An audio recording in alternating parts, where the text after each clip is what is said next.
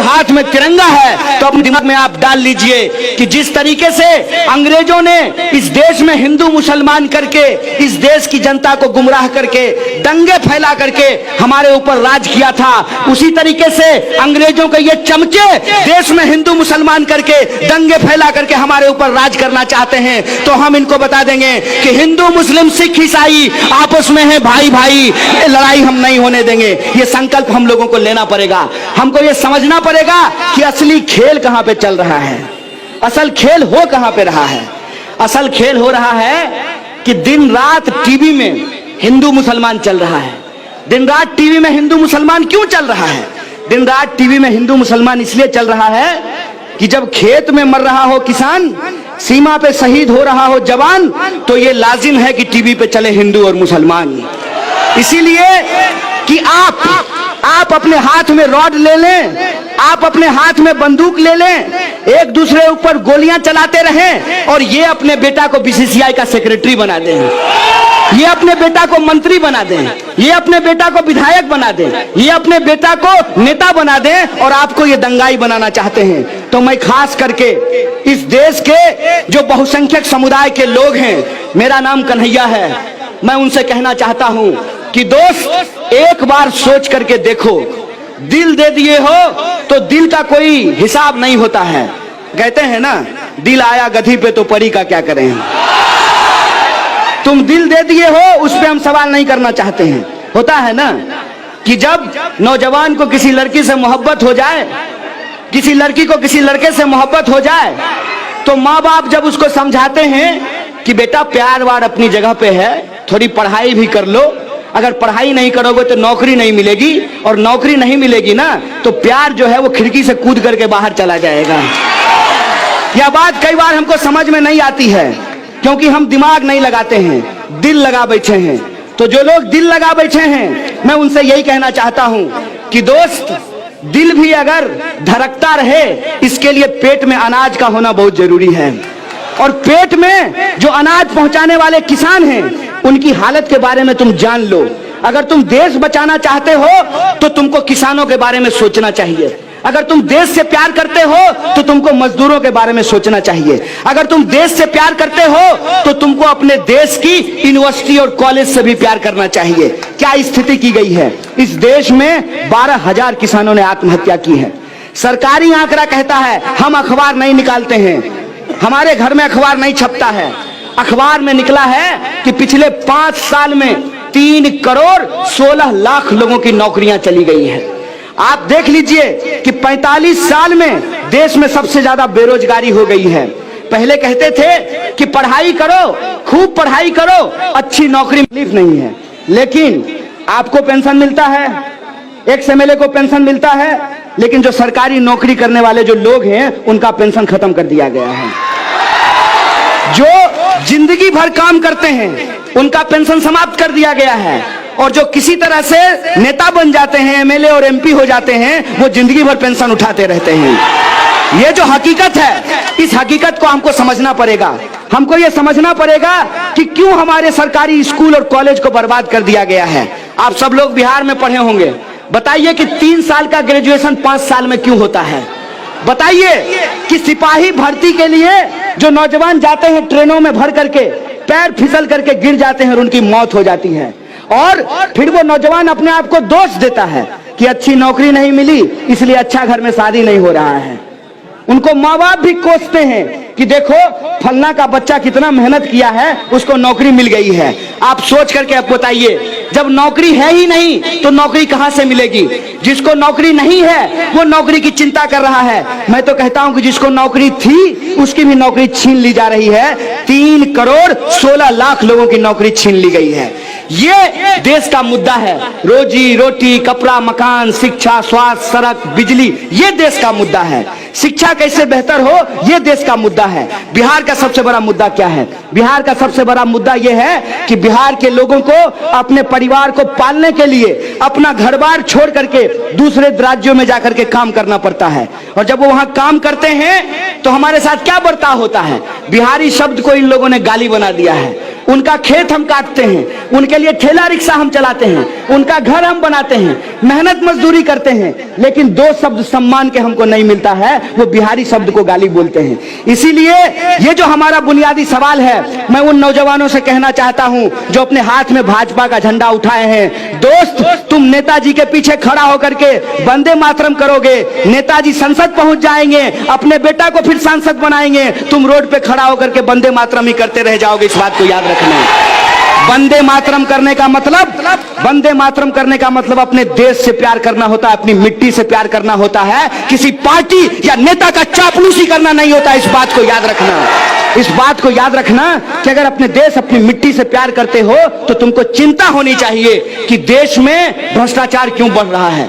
तुमको चिंता होनी चाहिए कि हमारे स्कूल और कॉलेज में पढ़ाई का स्तर नीचे क्यों गिर रहा है। तुमको चिंता होनी चाहिए जो अन्नदाता हैं वो आज फांसी लगाने को क्यों विवश हैं। तुमको चिंता होनी चाहिए कि एसएससी का प्रश्न पत्र क्यों लीक कर दिया गया है। तुमको चिंता होनी चाहिए कि सिपाही भर्ती में घोटाला क्यों हुआ है, दरोगा भर्ती में घोटाला क्यों हुआ है। देश से प्यार करने का मतलब देश के लोगों से प्यार करना होता है। यह बात अपने दिमाग में डाल लो।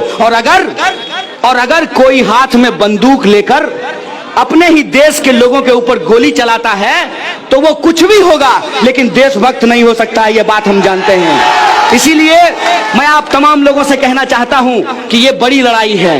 बड़ी लड़ाई इसलिए है कि एक तरफ आपको अपने हाथ में तिरंगा थामकर संविधान की प्रस्तावना को अपने सीने से लगाकर नफरत को हराना है, और दूसरी तरफ जो रोजी रोटी, कपड़ा, मकान, शिक्षा, स्वास्थ्य, सड़क, बिजली, पानी, आत्मसम्मान की लड़ाई है, उस आत्मसम्मान की लड़ाई को आगे बढ़ाना है। लड़ेंगे कि नहीं लड़ेंगे?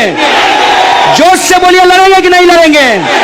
सरकार को हमको बताना पड़ेगा, सरकार को हमको कहना पड़ेगा और साहस से खड़ा होकर के, सीना तान करके सरकार के आंख में आंख डाल करके बताना पड़ेगा कि यह सरकार, दम है कितना दमन में तेरे, देख लिया है देखेंगे, जगह है कितनी जेल में तेरे, देख लिया है देखेंगे।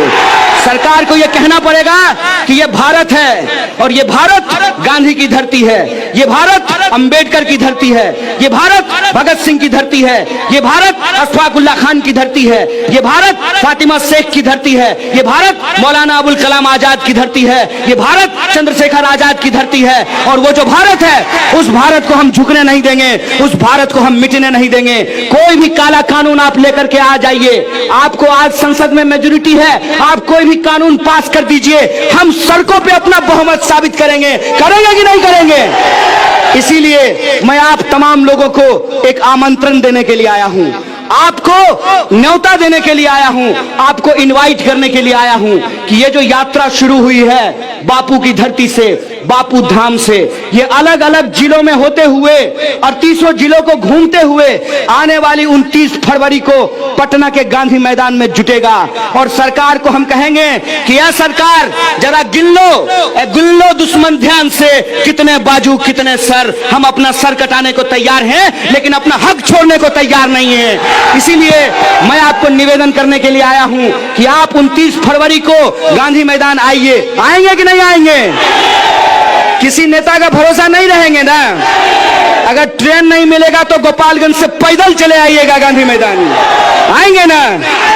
एक बार आप पटना के गांधी मैदान में जुट करके आइए, वहां से मिलकर के हम हुंकार भरेंगे और दिल्ली को कहेंगे कि यह दिल्ली में सरकार चलाने वाले मोदी जी जरा होश में आ जाइए, जर्मन चश्मा लगा करके एक बार फिर से हमारी शक्ल को देख लीजिए। और मैं आपको इतिहास याद दिला देता हूं, ये बिहार है, ये बिहार जब बुद्ध की धरती है, महावीर की भी धरती है, गुरु गोविंद सिंह की भी धरती है, तो ये बिहार जेपी की भी धरती है। दिल्ली जब जब तानाशाही रुख अपनाती है तो बिहार हुंकार भरता है। दिल्ली फिर से तानाशाह बनने की कोशिश किया है, हम बिहार से इसको ललकारेंगे। ललकारेंगे कि नहीं ललकारेंगे?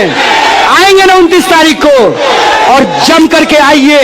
पहले तो हम लोकतांत्रिक तरीके से बड़ा जमावड़ा लगाकर, बड़ी जुटान करके सरकार को कहना चाहते हैं कि आप देश विरोधी एनपीआर, एनआरसी और सीए को वापस लीजिए। अगर एनपीआर और एनआरसी को ये वापस नहीं लेंगे तो फिर हमको एक अगले स्टेप पे जाना पड़ेगा।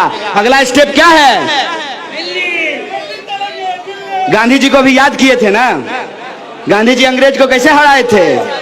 गांधी जी ने किया था असहयोग आंदोलन। और असहयोग में गांधी जी का नारा क्या था कि अगर सरकार आपको नागरिक नहीं मानती है तो आप सरकार को सरकार मानना बंद कर दीजिए। गांधी जी ने जब अंग्रेजों ने नमक कानून बनाया था, एक काला कानून बनाया था, तो गांधी जी ने कहा था कि इसका हम सविनय अवज्ञा करेंगे। तो बताइए, ये एनपीआर, एनआरसी और सीए काला कानून है कि नहीं है? तो क्या आप इसको मानेंगे? तो इसका विरोध करेंगे कि नहीं करेंगे? इसीलिए अपने मोहल्लों के बाहर लिखिए कि इस मोहल्ले में संविधान को मानने वाले लोग रहते हैं, इसीलिए एनआरसी, एनपीआर और सीए को नहीं मानते हैं। लिखेंगे कि नहीं लिखेंगे? और अपने घर के बाहर लिखिए कि जब मई में एनपीआर शुरू होगा तो आप अपने घर के बाहर लिख करके रखिए कि ओ एनपीआर कल आना, साथ में 15 लाख लेकर के आना, वरना मत आना। सरकार को बता देंगे कि इनकार करना, हां कहना और ना कहना यह हमारा संवैधानिक अधिकार है, इसमें कोई कानूनी दिक्कत नहीं है। अगर कोई आपसे सवाल पूछता है कि बताइए आपके पिताजी का क्या नाम है, तो यह आपका अधिकार है कि आप उसको बताएं या ना बताएं, यह आपका संवैधानिक अधिकार है। सरकार या तो कागज के आधार पर लोगों को नागरिकता छीनने की जो साजिश है उसको बंद करे, अगर नहीं बंद करे तो आपके घर जो आए आपके दादाजी के दादाजी का नाम पूछने, तो उसको कहिए कि आइए, रसना पीजिए, रूह अफ़ज़ा पीजिए और उल्टे पांव वापस चले जाइए। ये काम हम लोगों को करना पड़ेगा। करेंगे कि नहीं करेंगे?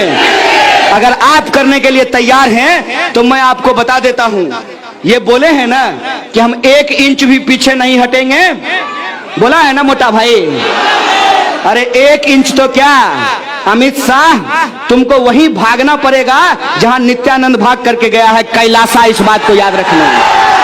अंग्रेजों को भी लगता था कि वो भारत छोड़ करके नहीं जाएंगे, छोड़ करके गए कि नहीं गए? अगर भारत में रहोगे तो भारत के हिसाब से रहोगे, और भारत का हिसाब यह है कि हम भारत के लोग हैं, हम धर्म के आधार पर कोई भेदभाव बर्दाश्त नहीं करेंगे। ये मान करके रहोगे। अगर नहीं मानने के लिए तैयार हो तो वहीं भाग करके जाओगे जहां नीरव मोदी और मेहुल चोकसी भाग करके गया है। इस बात को याद रखना। और इसी संकल्प के साथ कि ये बड़ी लड़ाई है, इस बड़ी लड़ाई में एक चीज का और हमको ख्याल रखना है। अगर हमारे हाथ में तिरंगा है, अगर हम अपने सीने से अंबेडकर और गांधी की तस्वीर लगाते हैं, अगर हमारे मन में भगत सिंह का सपना है, तो एक बात को याद रखिएगा, किसी भी सूरत में हमको इस आंदोलन में किसी भी हिंसा को बर्दाश्त नहीं करना है। इसीलिए एक चीज अपने दिमाग में रखिएगा, don't be silent, don't be violent. हम लोगों को वायलेंट नहीं होना है, क्योंकि हिंसा वो करते हैं जिनको अपने तर्क पे ताकत नहीं होता है, जिनको अपने तर्क पे भरोसा नहीं होता है। हमको हिंसा करने का जरूरत नहीं है। हम तो अमित शाह को मुंह से ही चिढ़ा देते हैं, बोलिए पत्थर चलाने का क्या जरूरत है? ऐसे ही प्रधानमंत्री को तितकी लगना शुरू हो जाता है। बताइए इसमें हमको हिंसा करने का क्या जरूरत है? जब हमारे पास तर्क है और जब हमारे पास एकता है तो हमको हिंसा की जरूरत नहीं है, उनको हिंसा की जरूरत है। हम किसी भी सूरत में हिंसा को बर्दाश्त नहीं करेंगे। एक एक कदम चल करके, जैसे हमारे पुरखों ने अंग्रेजों से हमको आजादी दिलाई थी, उस आजादी को हम बचाएंगे। बचाएंगे कि नहीं बचाएंगे? इसी आशा और विश्वास के साथ कि ये आजादी बड़ी कुर्बानियों से मिला है, ये तिरंगा बड़ी कुर्बानियों से हमको मिला है। हर हाल में इस तिरंगा को नहीं झुकने देंगे और धर्म के आधार पर, जात के आधार पर कोई भेदभाव स्वीकार नहीं करेंगे। और जो हमारा बुनियादी सवाल है, उन बुनियादी सवालों को लेकर के लड़ेंगे। तो एक नारा हम लोग लगा रहे हैं, उस नारे के साथ ये लड़ाई को हम आगे बढ़ाएंगे। सुन ले जुमला सरकार, नहीं चलेगा सीए, एनआरसी, एनपीआर। देश का युवा मांगे रोजगार, नहीं चलेगा सीए, एनआरसी, एनपीआर। ये नारा पसंद है ना? तो आप भी इस नारे को लगाया कीजिएगा। इन्हीं शब्दों के साथ कि आप लोग इतनी संख्या में आए, आपकी मोहब्बत आई मिली हमको, मैं शुक्रिया अदा करते हुए तमाम जो हमारे ऑर्गेनाइजर हैं उनको शुक्रिया अदा करते हुए, जो मीडिया के दोस्त हैं उनको शुक्रिया अदा करते अपनी बात को खत्म करता हूं। शुक्रिया। इनकलाब जिंदाबाद, हमारी एकता जिंदाबाद। अच्छा नारा, अच्छा ठीक, आजादी का नारा सुनेंगे। ये जो बगल का एक राज्य है यूपी, हमारा पड़ोसी राज्य है, वहां का जो सीएम है ढोंगी, वो ढोंगी कहता है कि जो आजादी का बात करेगा उसके ऊपर देशद्रोह का मुकदमा करेंगे। ए गुलाम, तुम गुलाम हो, तुम गुलामी की बात करोगे। हम आजाद पैदा हुए हैं, आजाद मरेंगे, इसलिए हम आजादी की बात करेंगे। करेंगे कि नहीं करेंगे? और आजाद देश में आजादी की बात करना यह हमारा बुनियादी अधिकार है कि नहीं है? तो आपको भी आजाद देश में बची खुची समस्याओं से आजादी चाहिए? आपको एनपीआर से आजादी चाहिए? तो आप भी हमारे साथ अपने नारे को बुलंद कीजिएगा। अरे हम क्या चाहते है हक हमारी है जान से प्यारी है प्यारी प्यारी महिलाएं मांगे तो पुरुष भी बोला तो मैं भी बोलूं तो तुम भी बोलो है हक तुम्हारी है हक हमारी। अरे सुन ले मोदी तो शाह भी सुन ले, हम नहीं डरेंगे, हम नहीं झुकेंगे, हम नहीं रुकेंगे। तुम कुछ भी कर लो, तुम पुलिस बुलाओ, तुम डंडो मारो, तुम गोली चलाओ, तुम जेल में डालो, हम नहीं डरेंगे, हम नहीं रुकेंगे, हम लेके रहेंगे। आजाद देश में, आजाद देश में आजाद वाली, अशफाक वाली, तो बिस्मिल वाली, फातिमा वाली, तो फूले वाली, तो गांधी वाली, अंबेडकर वाली, अरे भगत सिंह की है हक तुम्हारी, है हक हमारी, है जान से प्यारी। अरे गरीबी से तो भुखमरी से, अरे बेकारी से, अरे छुआछूत से, तो झूठ मूठ से, तो लूट खसोट से, अरे भेदभाव से, अरे एनपीआर से, तो एनआरसी से, अरे सीएए से महिलाएं मांगे। अरे डरते किससे? तो ऊंचा बोलो। बच्चों ने बोला, महिला ने बोला, अरे बोल दलिता, अगरों ने बोला, पिछड़ों ने बोला, है हक तुम्हारी। आदिवासी भी बोला, अल्पसंख्यक बोला, बहुसंख्यक बोला, है हक तुम्हारी, है हक हमारी। हम लेके रहेंगे आजाद देश में, आजाद देश में तो जातिवाद से, सामंतवाद से